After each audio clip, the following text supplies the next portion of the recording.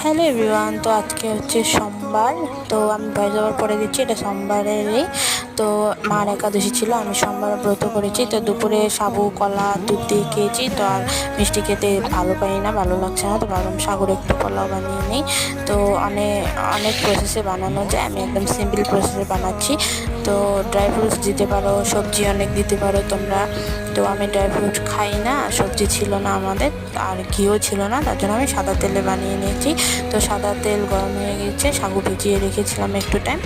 তো সাদা তেলের মধ্যে আমি কারি পাত্তা একটু দিলাম, তাহলে ফ্লেভারটা ভালো লাগবে। আর এখানে কাঁচা লঙ্কা ফের কেটে দিয়েছি ছোটো ছোটো করে। আর আলুটা ভেজে নিতে হবে ফার্স্ট।